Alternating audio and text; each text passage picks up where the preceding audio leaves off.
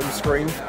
This is kind of like the hub of the system, and obviously you have applications on the screen, audio, navigation, phone. These are all fully customizable, and then I can swipe this from one page to the next. There's gesture recognition. Yep.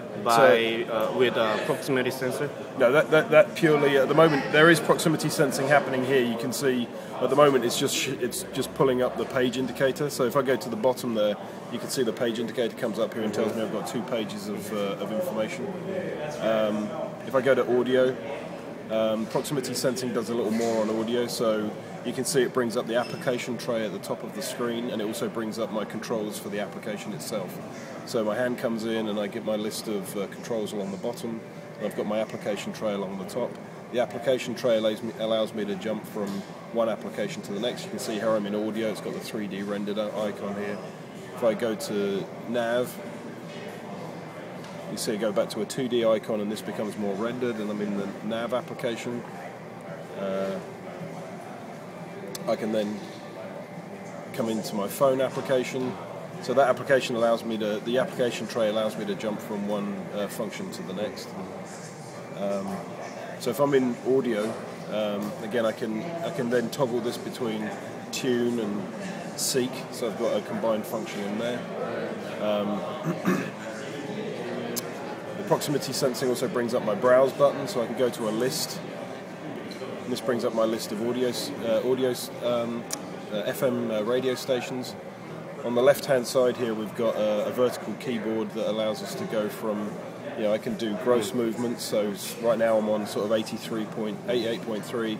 I can jump down to 99. I can jump up to 92. So that gives me a lot of control through there. I can then also swipe through that. Now actually I'm getting a haptic feedback on this as well, so as my finger runs over this I'm getting a little pulse back from the screen. I can also fling the list. I should be able to fling the list. So I can fling the list like that, so that's very familiar to people. And then also I can... radio, okay.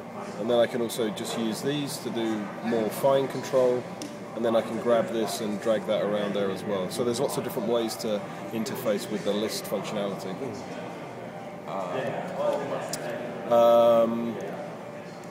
No more satellite? Yeah, we have, so if I go to my radio band, I can then go to XM. And likewise, I can browse through a similar list through there. Okay. Or BPM. And then also I can go to my media. And right now we've got we have a USB stick connected to this at the moment. Okay. Where's your USB? So one of the cool things we've also been able to do on this is remove the big silver box, the mechanism from the middle. So we've got 1.8 litres of storage in through here. This is flocked and lined, so it's very soft and quiet. And we also have a USB connector in the back there with a lighted ring around the outside of it. So that's where we've got the USB connector at the moment. There's also a second USB port in the armrest. The standard interface, right? Not proprietary, okay. No, this is just a standard USB. Okay.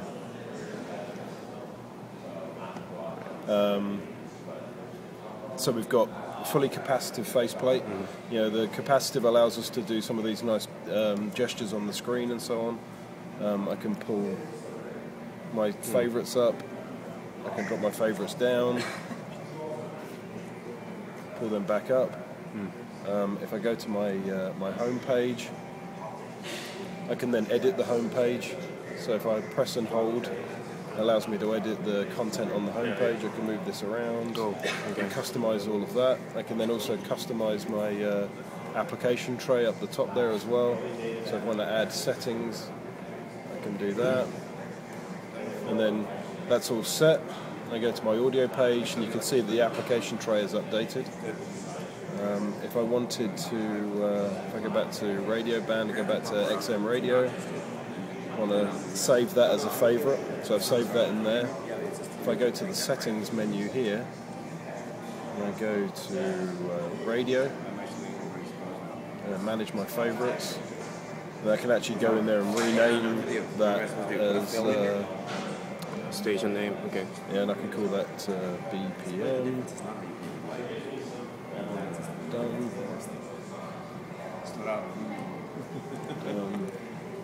And then when I go back to radio, my favorite is named as BPM. So these favorites can be anything you like: playlists, navigation entries, destination. So radio options, AM, FM, HD radio, XM radio. Yep. And what about internet radio? Internet radio? Yeah. Yeah, we'll be offering Pandora at launch. So that's a native app, right? So I've got Pandora there, which is an application on the home page. So that's embedded in the system, and then you bring your Pandora in with your connected device. Okay. And I heard that there's one more native app feature. It's not implemented here? No. Okay. All right. Other than the Pandora, no. That is native. Yep. And what about you provide the vehicle API SDK to the third-party application vendors? And I heard that there are 30 application vendors. Yeah. So we have agreements with some third-party providers at the moment, but we don't have anything to announce at this stage as to who that is and what we'll be providing. But we hope there may be up to 30 applications available. That's going to be all HTML5 based. And JavaScript. Okay, all right. Can you show me the reconfigurable ICD? Yep.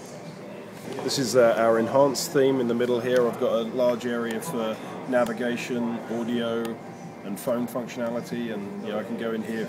We don't have a phone connected right now, but I can go back and look at recent calls and my phone contacts and so on. I've got 3 zones that I can toggle between, and then I can change my layout. So if I go in here, I can see I've got display layouts. I can have a simple layout. So this has just the driver information center in the middle, a simple digital speedo. Got my now playing audio information, and then my fuel range on the side. And I can change maybe to the balanced look or the classic layout. So this is 3 gauges. I can then go in and manage the information. I can have my digital speedo. I can have a blank page with the needle. I'm actually rendering the navigation map here. I can then go over here and I can change my vehicle information, fuel range, trip, so on. And then over here I can change between XM, I can change between my audio information, my turn-by-turn nav, and then my phone information. And if I pick on that, I can then again manage my information through there. And then finally the performance layout. So this has a big dominant speedo and tack. And I can go over here and I can show my vehicle information here, which is then actually rendering a 3D car in the system to show my different vehicle information inside the car. So we can customize information within the 4 themes. So there's a very high level of customization and really tailoring the system to the customer's needs. It's all through steering wheel control, right? Yep. So this is a 5-way controller here. So left, right toggles me from the zones within the cluster, and then I've got a push to select in the middle, and then this just allows me to toggle up and down through information. Are you wired? Over here, this is our standard cruise control information. So I've got my cruise on off, cruise cancel, resume and set, and then I've got my speech recognition information over here. So this is my natural language speech recognition button, and this is our phone hang up. So all reconfiguration is coming from here. Yeah, we really wanted to.